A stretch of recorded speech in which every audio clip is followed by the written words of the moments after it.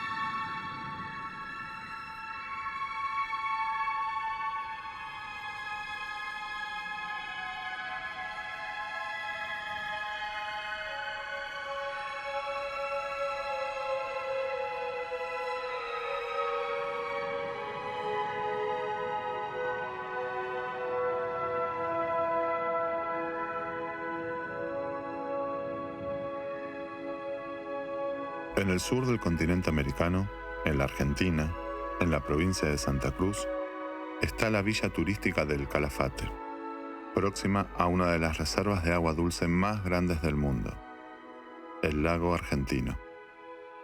Nuestro viaje comienza en el Centro Interpretativo del Hielo Glaciarium, donde el glaciólogo becario del CONICET, Lucas Ruiz, y Luciano Bernacci, director del museo, aportan los primeros datos.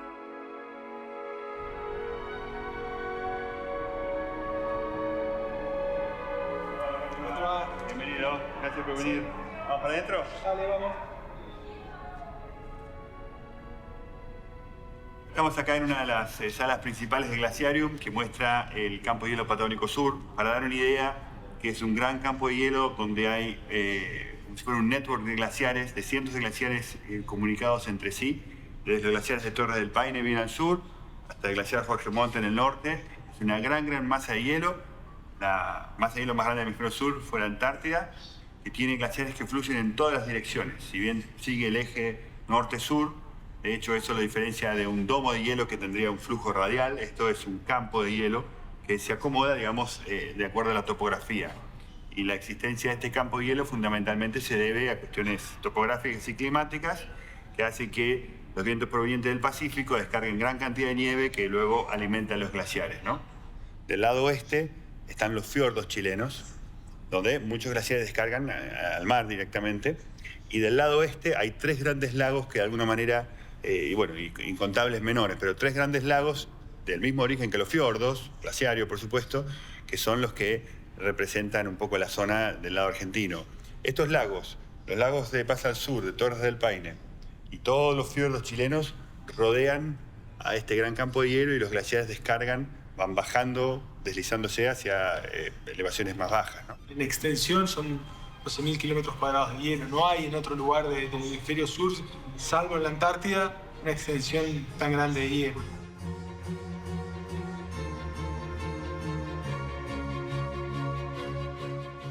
La cordillera de los Andes es la frontera física entre los océanos Pacífico y Atlántico. Después de la Antártida, es la segunda reserva de agua dulce más importante del mundo. Si bien desde la altura se aprecia mejor toda su vasta extensión, es en la cercanía donde descubrimos su secreto, el movimiento que encierran.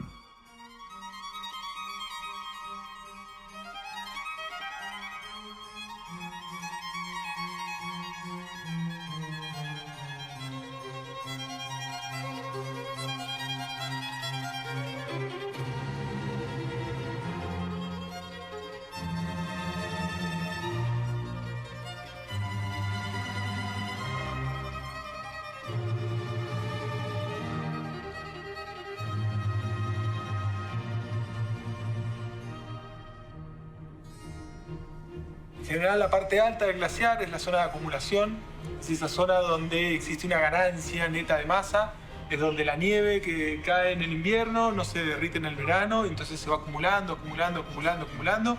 Este va a ser el primer lugar donde se va a generar el glaciar. Una vez que esa acumulación de nieve se transforme en hielo, ese hielo adquiere un espesor lo suficientemente grande, va a comenzar a fluir por su propio peso, por la gravedad, por la deformación interna del hielo, y cada vez va a ir hacia alturas más bajas. Y una vez que sobrepase esta zona que se conoce como la línea de equilibrio, que es la línea en la cual esta ganancia y esta pérdida de hielo se equiparan, vamos a encontrar la zona de ablación. Y es en este lugar donde el hielo se va a derretir principalmente o mayormente a lo largo de todo el año.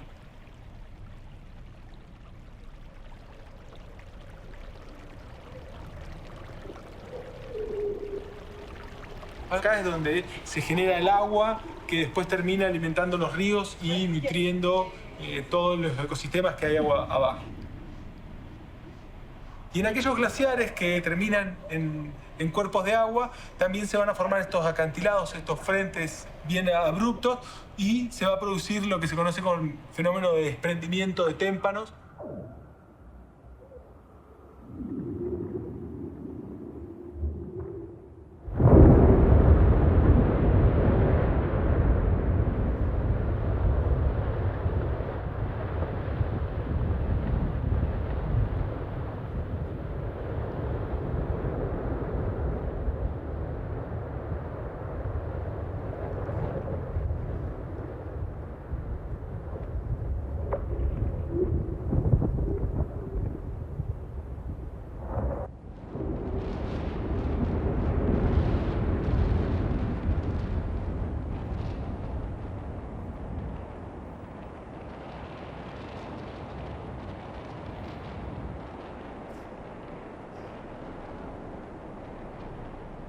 Nosotros no estamos programados como seres humanos para ver cambios en el paisaje en el transcurso de nuestras vidas. A mí me pueden leer y explicar que este gran lago lo esculpió un glaciar hace algunos miles de años, me lo imagino, pero no lo puedo ver. Me pueden hablar de la erosión eólica, de lo que fuera, el empleamiento de la montaña, y sí, podemos entender más o menos de la geología. Sin embargo, son pocas las cosas que uno puede ver en el transcurso de algunas décadas. Y los glaciares cambian el paisaje rotundamente día a día, empujando rocas de un lugar al otro. En la mayoría de los casos hoy en día los cambios que vemos son a medida que se achican, que están en regresión, dejan al descubierto rocas que estuvieron tapadas por el hielo por miles de años, nacen nuevos lagos. Si van al glaciar Uppsala, para poner un ejemplo, acá hay un gran lago cercano al lago argentino que se llama Lago Guillermo, que en la década del 80 no existía, estamos hablando de 30, 40 años. Ser testigos de esos cambios, a mí personalmente me dispara la curiosidad y querer entender más, ¿no? Para ingresar al Parque Nacional Los Glaciares existen solo 2 puntos de acceso, desde el sur por el Calafate y desde el norte por el Chaltén. Entre ambos, una red de glaciares se desprenden de los campos de hielo. En el Chaltén comentan que se puede tener 4 climas diferentes en un mismo día. El mejor acompañó la travesía por los glaciares de Piedras Blancas y Glaciar Grande.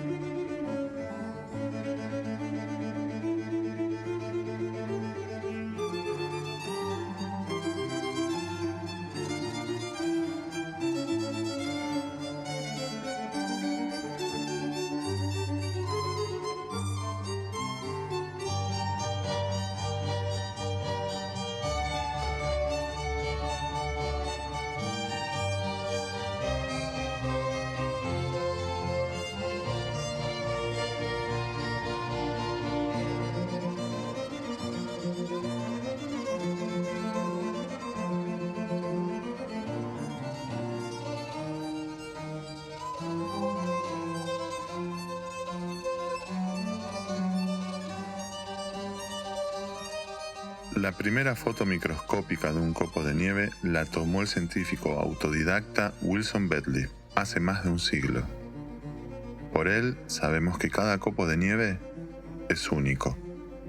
Quizás la ciencia nunca llegue a explicar cómo es posible que estos gigantes sean el resultado de la unión de millones de diversidades y aún así ser uno solo.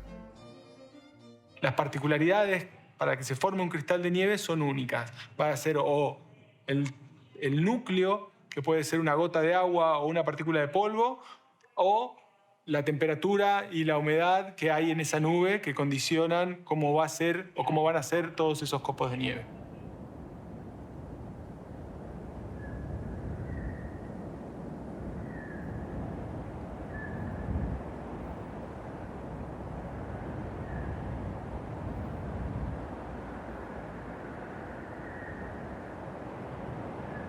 Hay algo de magia, de misterio, en la forma paciente en que los copos de nieve se acumulan y fusionan para formar un glaciar. Se llega a un punto en que la belleza de esta inmensidad solo puede ser contemplada sin más explicaciones.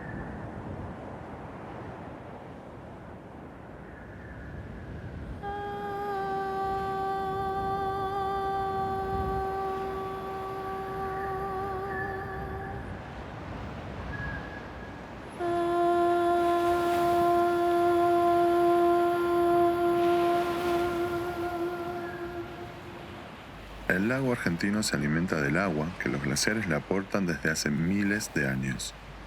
Este mismo lago, que hoy contemplamos asombrados, seguramente deslumbró a los primeros habitantes de lo que hoy es Punta Gualichu y Punta Bonita.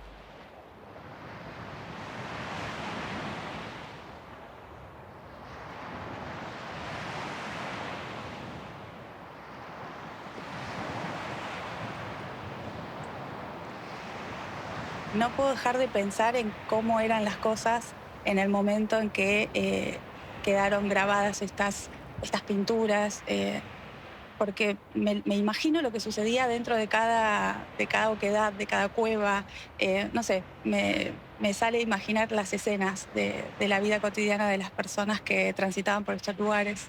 Eran pueblos originarios que ocupaban esta región en acuerdo a una amplia movilidad, o sea, no es que vivían permanentemente acá, sino que usaban el espacio con frecuencia estacional, ¿no? Su forma de vida estaba muy vinculada a la caza de guanaco, de choique, entonces siempre siguiendo el ciclo de vida también del guanaco y el choique, las poblaciones se iban moviendo a lo largo y ancho de todo el espacio.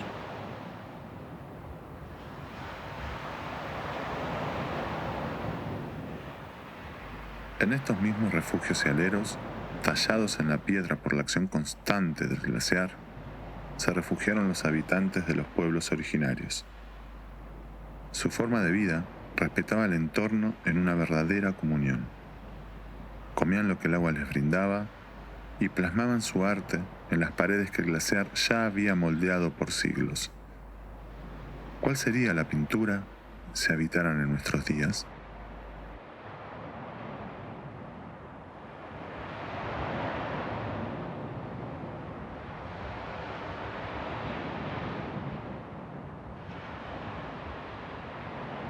Hacia fines del siglo XIX empieza a instalarse en la zona la ganadería, digamos, aparecen las estancias como nuevas unidades productivas vinculadas a la ganadería, sobre todo ovina. Conocemos, bueno, las llamadas conquistas del desierto, que antes construye un desierto, ¿no? Simbólicamente se construye la idea de que este era un espacio libre de personas, ¿no? Y con todos los recursos disponibles listos para ser explotados por los estados nacionales. Entonces, lo que sucede es que se empiezan a repartir, el territorio se cuadricula, se entrega a terratenientes, se instalan las estancias. O sea, la aparición de los alambrados y la disminución de los animales tradicionales que tradicionalmente habían cazado los pueblos originarios, impacta drásticamente en sus formas de vida, ¿no? Ya no pueden seguir haciendo lo que hicieron durante miles de años.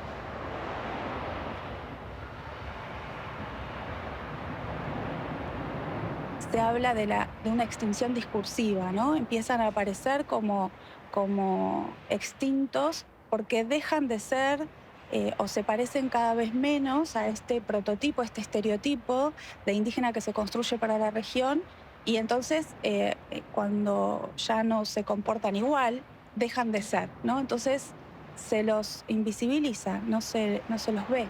Pero en realidad son nuestros vecinos, nuestros compañeros de trabajo, son los niños en la escuela, las niñas. Pueblos originarios no se extinguieron. Lo que nos están diciendo todo el tiempo es: acá estamos, no nos fuimos, no desaparecimos, no nos extinguimos. El perito Francisco Moreno fue uno de los exploradores más importantes de Argentina. El glaciar lleva su nombre en homenaje al trabajo de su vida, que él mismo compartió en sus libros. Entre los descubrimientos más sorprendentes, el ocurrido en este lugar forma parte de su obra Viaje a la Patagonia Austral.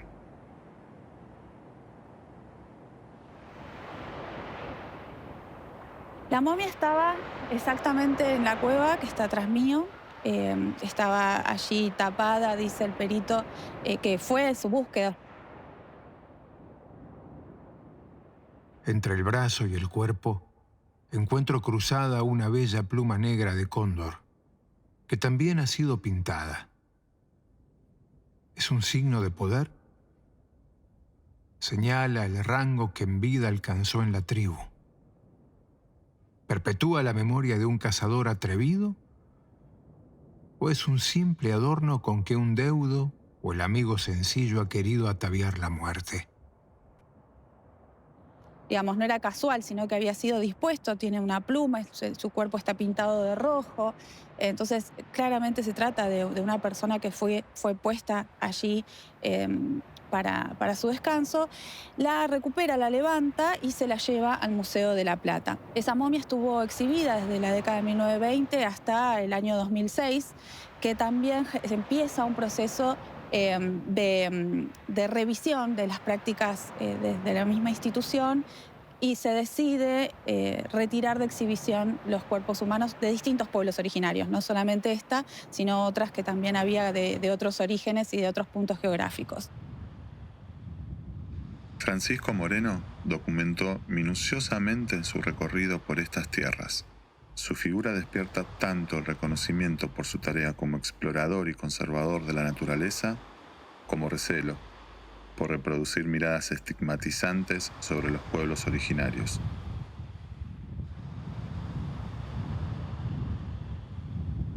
América Latina trata a sus aborígenes como las grandes potencias tratan a América Latina. Resuenan, como un eco constante traído por el viento y el agua, las palabras de Eduardo Galeano: la memoria es parte del botín.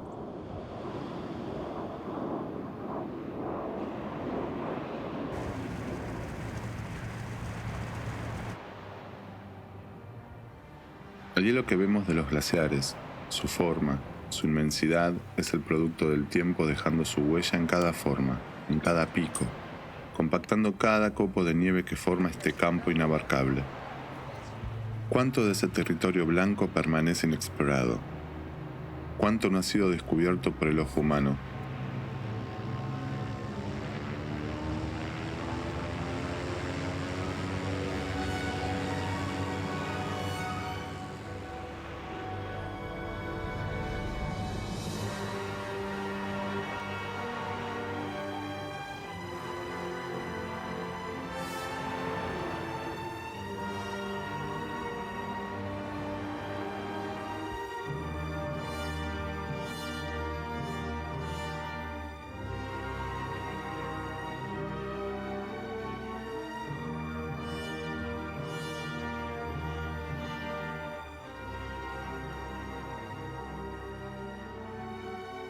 Un poeta dijo alguna vez que el mundo nacía con cada golpe de palabra nombradora, como si nombrar algo le diera su existencia.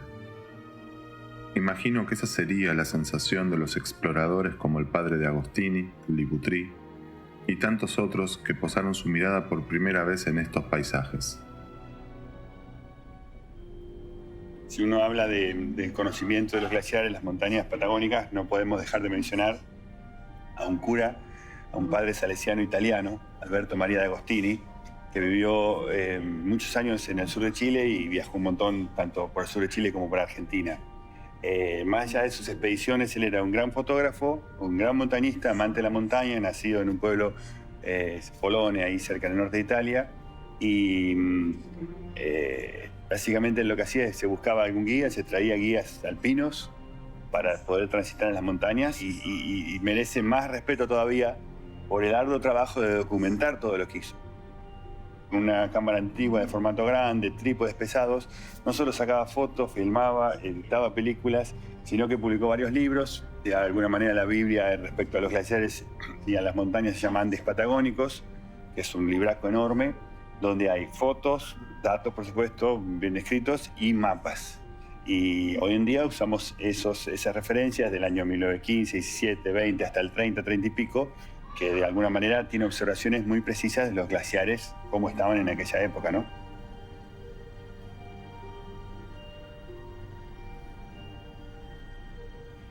Liboutry era un físico que le gustaba la montaña. Y básicamente termina su tesis doctoral de física, se consigue una posición en la Universidad de Chile para desarrollar la carrera de física.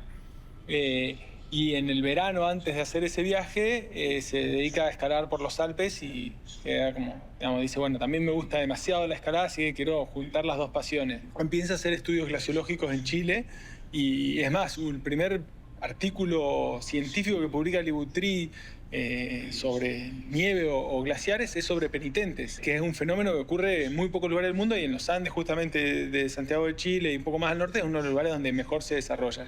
Y después escribió su libro de fundamentos, bueno, ahí está, Fundamentos de Nieve y Hielo de Chile, que es como el preámbulo de lo que termina siendo el Tratado de Glaciología de Liboutry, que es el primer libro donde se describe la glaciología por ahí como ciencia y un montón de cuestiones. Y a partir de ahí tenemos las primeras leyes de flujo del hielo y empezamos a entender desde el punto de vista de la matemática cómo funcionan los glaciares y eso es como la modernidad de la glaciología. Fue y sigue siendo una bisagra en mi vida. Fue la primera vez que vi los glaciares, el 8 de diciembre de 2005. Yo no podía creer estar parada frente a algo de una inmensidad, porque el Uppsala en aquel momento tenía 12 kilómetros de frente, 12 kilómetros. El lago estaba planchado y yo miraba eso, yo decía, pensar que esto está vivo. Eso es estar vivo. Y yo sentí que estaba frente a algo que tiene como 500, 600 años de antigüedad y estaba ahí en el frente. Y tomé conciencia que la vida nuestra dura un pestaneo dividido en un billón. Lo único que expresé así al viento fue, ojalá algún día pudiera pintarlo.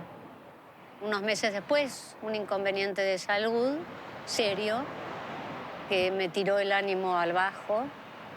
El médico que tenía delante me dice, además de morirse, ¿qué otra cosa? Yo iría a mi casa a pintar. Y fue ahí cuando, por eso digo que es una bisagra en mi vida.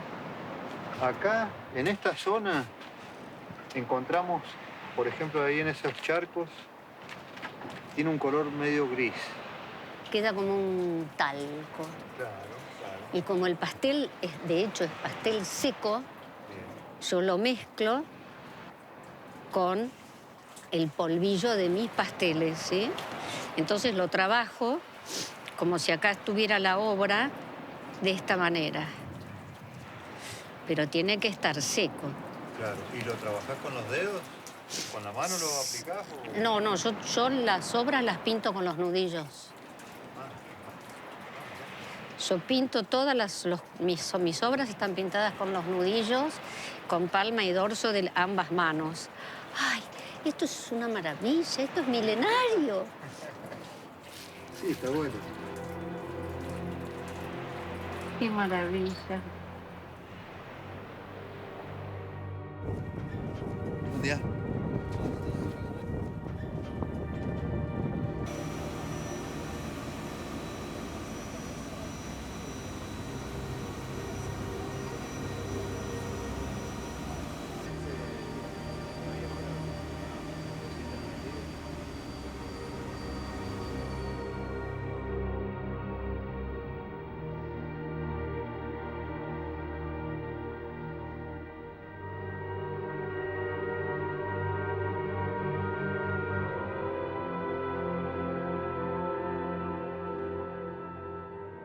Los años de contacto con el glaciar dejan huellas.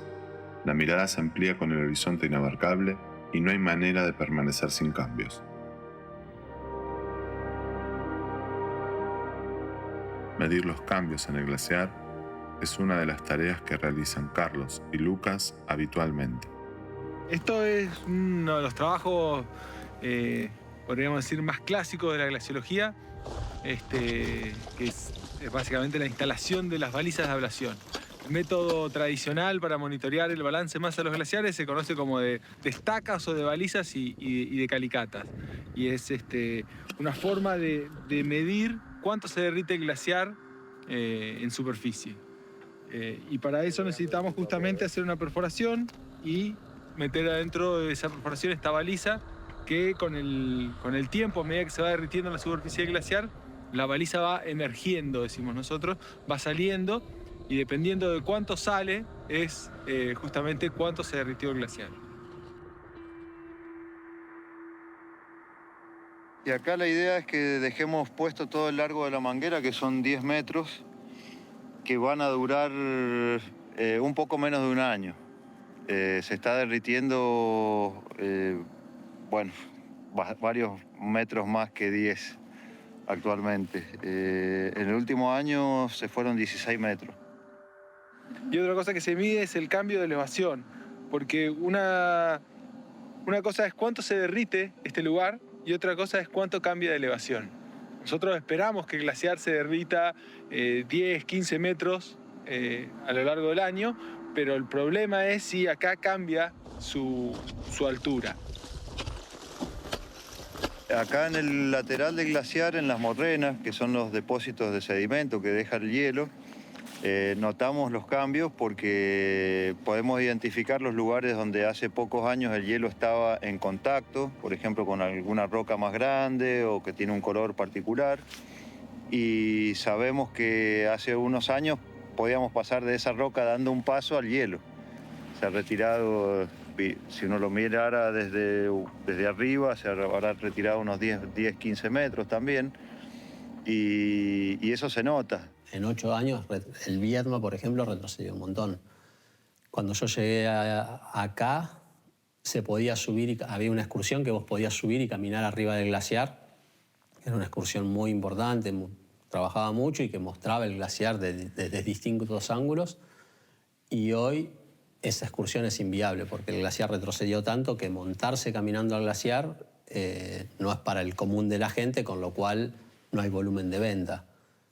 En mi comparación de cuando yo vivía en el glaciar Moreno y el glaciar Moreno, si bien sigue usando la misma superficie, el volumen, las paredes no son la misma altura que tenía hace 18 años, y en los laterales, en el Moreno, desde los mismos pasarelas, alguien que haya ido hace un tiempo y que volvió a ir ahora, nota que hay como unas depresiones muy grandes, que son lagunas laterales, que eso hace 18 años se estaba empezando a ver, que iba a haber algo ahí raro que podía ser, no podía ser, qué sé yo, pero ahora hay lagunas. O sea, los cambios en los glaciares se notan. Los glaciares, en su inmensa mayoría, han retrocedido. Se han ido achicando en estos últimos 100 años, producto y asociado al aumento de la temperatura a nivel global. Ha sido tal la cantidad de emisiones de dióxido de carbono que hemos emitido que ha hecho que el efecto invernadero aumente la temperatura de nuestro planeta, y eso afecta específicamente a los glaciares porque justamente los glaciares necesitan de que la temperatura esté fría en las zonas altas para regenerarse, ¿no? Hoy en día es una alerta global que tenemos, la velocidad a la cual están perdiendo masa los grandes glaciares de Patagonia, como por ejemplo el glaciar Uppsala o en Chile el glaciar Jorge Montt, que están controlando, por así decirlo, la pérdida de masa de todo el campo de hielo sur. Hoy en día el campo de hielo sur pierde masa a un equivalente de unos 80 centímetros de agua equivalente en toda su superficie. Y eso, increíblemente, por más que no lo podamos dimensionar, impacta, por ejemplo, en el aumento del nivel del mar. Los glaciares son justamente una reserva de agua, ¿no? Se acumula la nieve en cordilleras, se transforma en hielo y después ese hielo, cuando fluye pendiente abajo, se derrite y ahí aporta agua a los ríos. Y es por eso que nosotros lo mencionamos como un cinturón de seguridad. Nosotros, si pensamos en la sequía como un choque, si nosotros no tuviéramos un cinturón de seguridad, sufriríamos todas las consecuencias de ese choque. Como tenemos glaciares, no sufrimos el 100% de las consecuencias de esa sequía. Cuando hablamos de cambio irreversible es importante hablamos de la dimensión humana, ¿no? En lo que lo que dura nuestra vida o lo que dura la vida humana. Ya hay un cambio que empezó, hay un calor que se acumuló en los océanos o unos hielos que se han derretido que va a seguir eso durante varias décadas, incluso hasta cientos de años. Los glaciares, o por lo menos aproximadamente el 30% de la masa glaciar del mundo, está condenada a perderse porque se tiene que ajustar a lo que está pasando hoy en día, la temperatura que hay hoy en día. No hay precedentes en los últimos 2000 años de, por ejemplo, velocidades de retrocesos tan grandes como las que se están observando en las últimas décadas en los glaciares.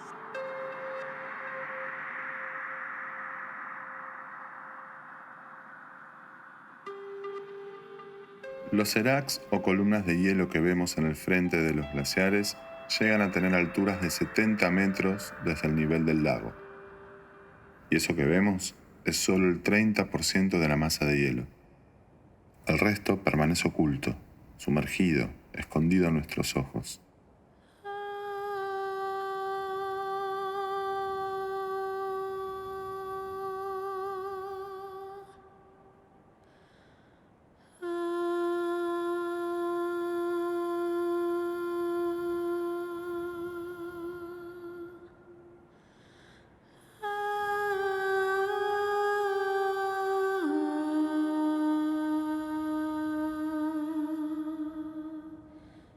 ¿Quiénes vivían allí? ¿O allí había algo? ¿Había alguien en los glaciares? ¿Vivía algo en los glaciares? Y una versión interesante es que la respuesta era muono, que sería una deformación de vana que significaría nada. Digo, es interesante pensar que puede haber existido muono, pero que hoy, muchos años después, quizás la gente no lo reconoce y aparece esta posibilidad, esta posible explicación de que en realidad la palabra significaría nada. Lo que escuchamos lo interpretamos de acuerdo a los marcos y a la información previa con que contamos, ¿no? Entonces, es muy probable que en diálogos donde además había personas hablando en lenguas distintas, hayan surgido interpretaciones distintas, algunas erróneas, y después se realizan también ajustes sobre la traducción y sobre la interpretación. Entonces, es muy interesante pensar que puede ser que haya existido y que exista muono, como que no, que a mí me encanta creer que toda la naturaleza, que todos los espacios están habitados por seres, por presencias, por energías que nosotros no podemos ver.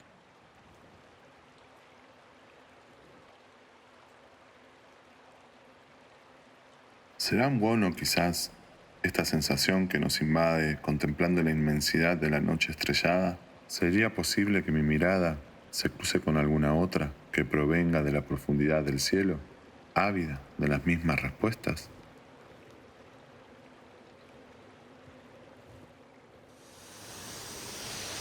Nos encontramos en la cascada escondida, vamos a llegar, se va yendo el sol, termina un poquito las nubes y están quedando grises, vamos a quedarnos para la noche, a ver si tomamos la cascada con el Fitzroy y las estrellas.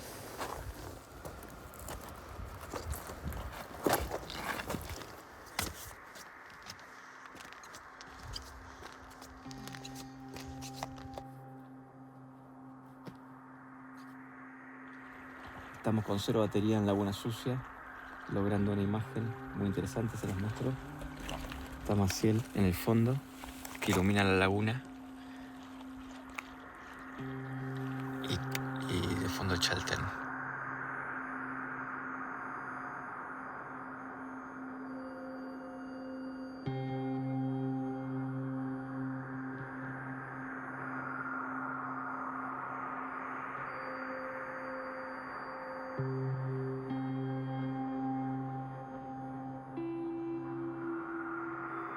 Por unos minutos fuimos testigos de algunos de los secretos milenarios mejor guardados por el glaciar. Con todo el conocimiento humano, todavía no llegamos a desentrañarlo.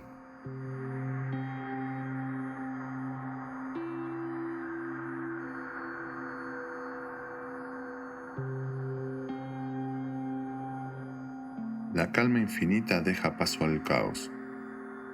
El cielo se ilumina con una danza impensada de meteoritos y estrellas fugaces.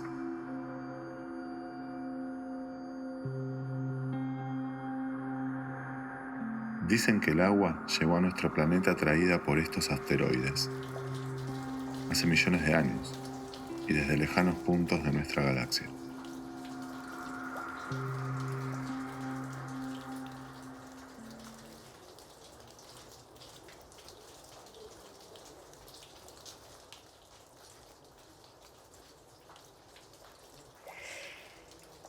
Mi relación con el hielo es visceral,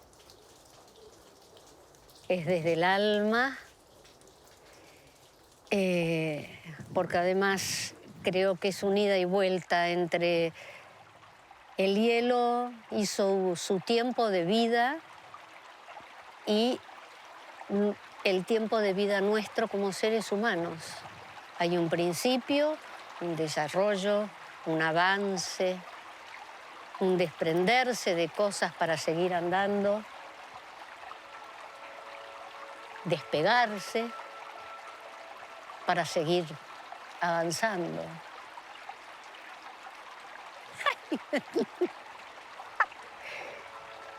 Me contestó. Me contestó. Y es un gran desorden muy ordenado, porque cuando se desplaza y se mueve,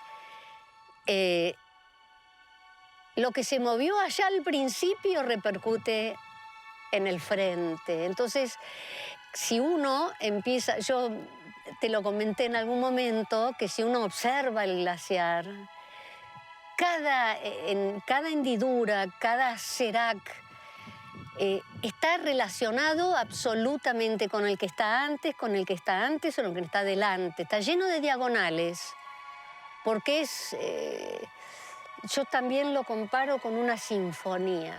Está compuesto de un montón de cosas, pero la armonía es absoluta y todo es en un solo movimiento, como suena una sinfonía. Yo voy a hacer una travesura. A ver.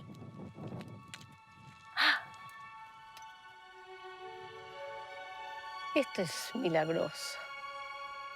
No es un pedazo de hielo, es un pedazo de historia ancestral.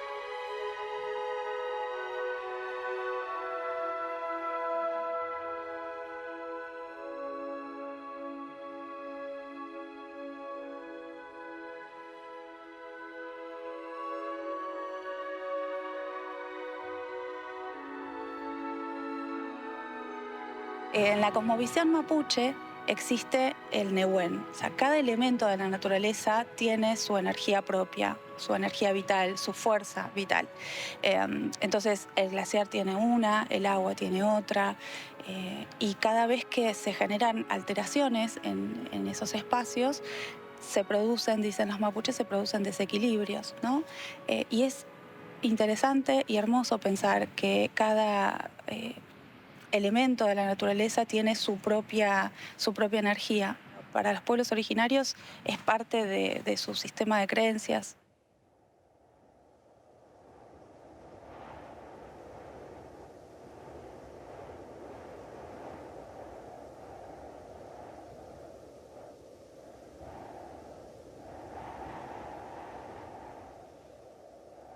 Por suerte viajo mucho y trabajo en glaciares, no sé, desde andando en Zodiacs enfrente a glaciares de Svalbard o de Groenlandia con témpanos gigantes, muchas cosas de la Antártida, pero si tuviera que elegir una, me vengo más cerca de casa y elijo posiblemente una de las rupturas del glaciar Perito Moreno, que como la gente sabe ha tenido muchas, con cierta periodicidad, aunque nunca se puede predecir. Y algunas terminaron de noche y demás, pero esta fue realmente espectacular. Poder así de la naturaleza desde lo estético y de lo que te hace sentir chico y bueno, fue un momento realmente inolvidable que hay, por suerte, imágenes muy buenas que nos traen al recuerdo.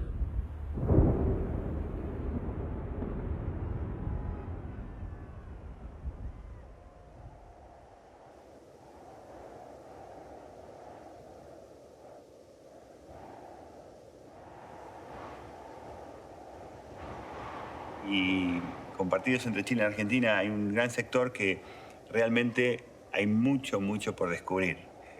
La ciencia está en pañales, si bien se ha hecho mucho, hay mucho más por hacer. Desde un punto de vista más filosófico te diría que por ahí es aún más lo que falta. El campo de hielo a lo largo se ha cruzado solo 2 veces, de norte a sur, más de 350-70 kilómetros de travesía en un lugar muy inhóspito, muy exigente, comparable a una expedición a una región polar, sea la Antártida o no. La magnitud que tiene la Antártida, está más lejos, más difícil, más frío, mucho más grande. Prácticamente se conoce el fondo que hay debajo del hielo en la Antártida. Hace años hay proyectos dando vuelta, se ha hecho lo que se llama el bedmap de la Antártida y eso de acá del campo de hielo no lo tenemos. El hecho de que haya algo en una situación en el paisaje que tenga esos cientos o miles de años no deja de ser mucho más joven que todo el paisaje que lo rodea, que son rocas que tienen millones de años. Entonces hay un divorcio ahí entre el tiempo, que a mí me suena muy interesante y está atado a lo pasado, ¿no? Por algo alguien alguna vez dijo que los glaciares son como seres vivos, que por supuesto no lo son, pero a los fines metafóricos es mucho más vivo que el resto del paisaje, ¿no?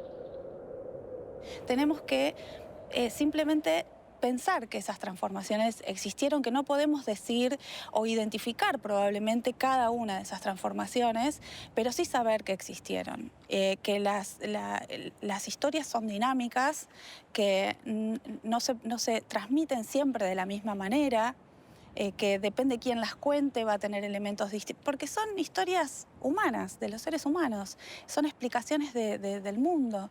Entonces no hay tal esencia, ¿no? A veces se busca lo que es esencial, lo que es irrepetible, y eso es poner en un lugar de estático a las sociedades. Es decir, bueno, esto es así y cuando yo veo que no es así, entonces ya no es, o es otra cosa muy distinta. Pensar en términos de dinamismos.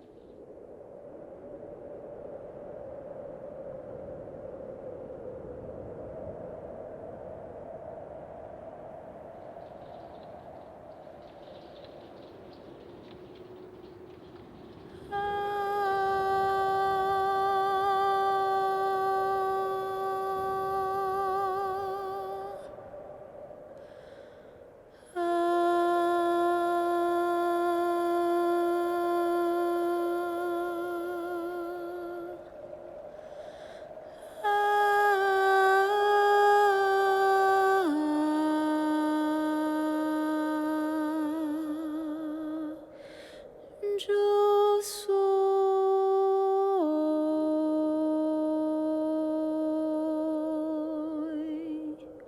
yo soy,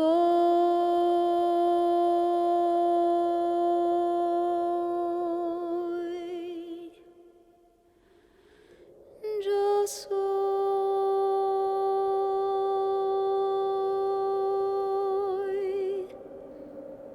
soy agua, playa, cielo, Casa Blanca. Soy mar Atlántico, viento y América. Soy un montón de cosas santas mezclada con cosas humanas. ¿Cómo te explico? Cosas mundanas. Fui niño, cuna, teta, techo, manta. Más miedo, cuco, grito, llanto, raza. Después mezclaron las palabras, o se escapaban las miradas. Algo pasó, no entendí nada. Vamos, decime, contame todo lo que a vos te está pasando ahora. Porque si no, cuando está tu alma sola, llora. Hay que sacarlo todo afuera, como la primavera. Nadie quiere que adentro algo se muera. Hablar mirándose a los ojos, sacar lo que se pueda afuera, para que adentro nazcan cosas nuevas.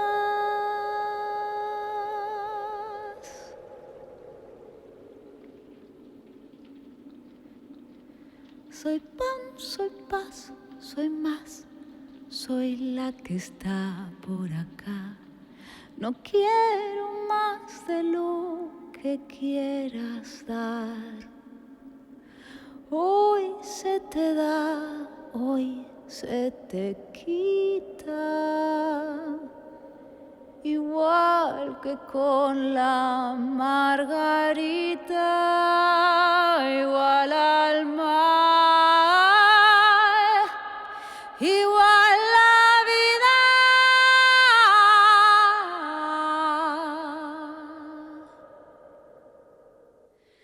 Yo soy,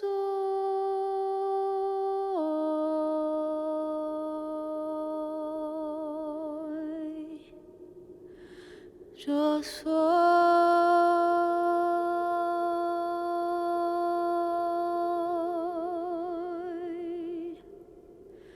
soy.